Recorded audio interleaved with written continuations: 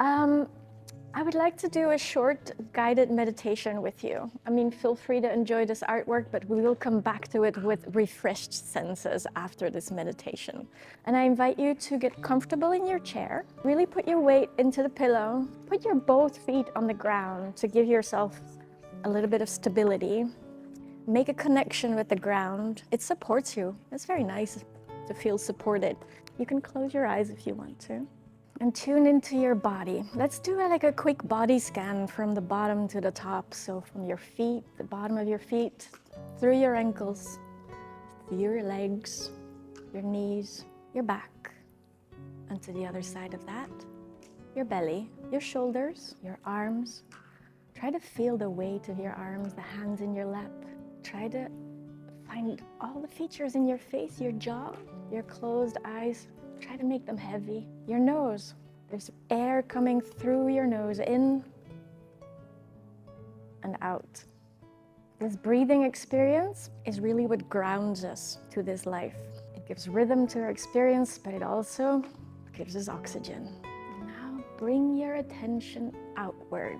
There are sounds in this room that are not intentional sounds. They are just subtle background noises that we can notice. Some of them are durational, they are like continuous. Enjoy those sounds because it's not every day that we get to pay attention to sound. Very different than looking. We tend to think that looking is instantaneous. Much of our looking is glancing rather than connecting. I would like to invite you in just one moment to open your eyes and try to make your looking durational like you did with the listening. And see if with this sound, this room tone that we just explored, we can stay with this picture a little bit longer than we normally would, if that works for you. Some people are very acoustically attuned and they might get distracted by the sound. And they start noticing all these interesting variations and they get distracted from the image. So whatever works for you. What matters is that we stay connected to the artwork longer, that we don't just glance at it, but really get involved with all the transitions. We had someone scout out this artwork for us, and you described it to us as rhythmical, musical, which is interesting, right? What do you see that makes you say, this artwork is rhythmical? It's like 3 intervals, like the figures are kind of repeating themselves, but in a slightly different way. So you're noticing 3 intervals, a repetition, kind of the same, but kind of different. What more can we find? We don't have to talk about sound necessarily. I'm just using the sound to keep us here.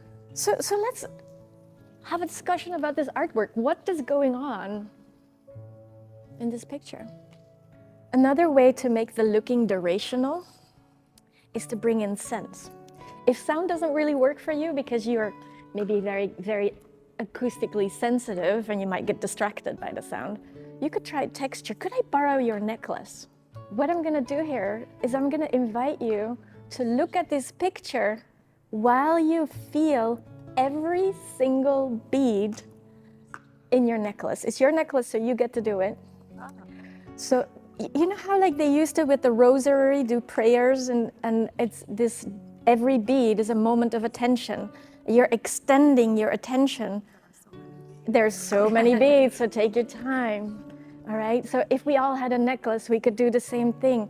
But it can be any kind of sensory experience, really. I could give you a tissue and I would ask you to tear it up in 1,000 pieces. Your hands are busy, and for the duration of this task, we keep looking. Who loves plants? Could you do me a favor and pick off 1, 2, 3, 4, 5, 6, 8 basil leaves for us? The idea is that we bring in smell and taste and color into the experience. She also has an activity. The activity is durational. She's gonna provide us all with 1 basil leaf. That's her job. But while she's doing that, she's occasionally glancing at this delicious green color over there.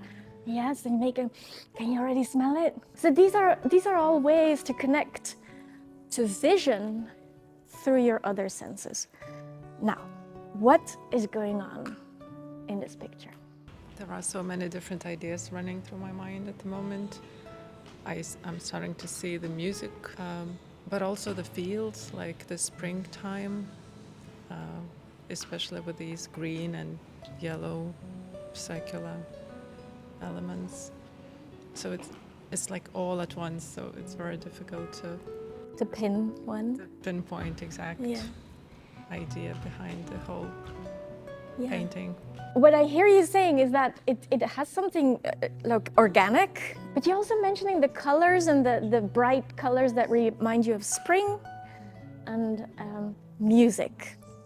Music keeps coming back in the story.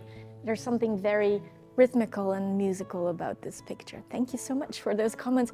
Would you care to comment anything at all that you noticed while sitting here? Yeah, for me it's more about nature and even the sound.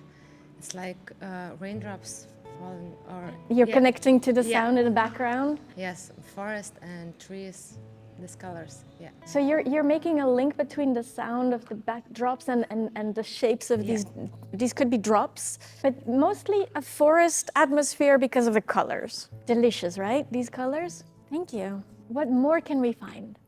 Definitely, it's very musical, and it's interesting because it's both very static, like buildings almost, but at the same time the brush strokes are very alive and makes it move. It's almost moving. So you're kind of zooming out and zooming in, and from a distance they look like buildings, and I'm not sure if you're talking about the panels, like apartment blocks, panels and the forms but also inside. These could be buildings. Constricted in a way, but also very much alive. Constricted, you mean like the contours, they're very separated from one another, and at the same time very vibrant and almost fluid inside those. Because of the brush strokes, it's the brush stroke, and it's very nice to zoom in if you feel like coming closer to really get close to those brush strokes. Feel free to move anytime you want. Thank you. What more can we find? For me, it's like a first sip of martini in New York, jazz playing in the background, because I see olives, I see windows. These could be olives? No, those are windows actually. Those are windows? Oh, these are the olives? Olives, yeah. Uh-huh. And it's warm and you want to go dancing, sort of like that. So you have a whole story in your head, like you're going for a martini somewhere in New York, you said? Yeah. And there's gonna be music later and dancing. Jazz music. And these might be windows. Yeah. What do you see that makes you say they might be windows? The little shapes, you know, like you draw the windows. Tiny windows. Each one of those is a window. Oh, millions and of behind eyes. those windows, there's a story. Million stories. Each one of those has a story behind it. So you're making a connection to humans, a city, the presence of human activity, and that's a very interesting decision, because we're looking at an abstract artwork, but you want humans there, right? And that's a very natural instinct, because we are humans, we want to connect to humans, and then we want to have stories with them, right? So that's a very beautiful instinct that helps you connect to this artwork. Thank you so much for those reviving comments. It's interesting to hear other people's opinion, because suddenly our perspective widens. We start to see more. I'm turning to the basil factory. What is going on in this picture, you being in charge of smell and taste? It was very nice to have connection between sound and visualization of it. In addition, I have basil and the smell of basil, wonderful smell. The green color of the picture became very, very alive, and I can feel this color if I am touching it.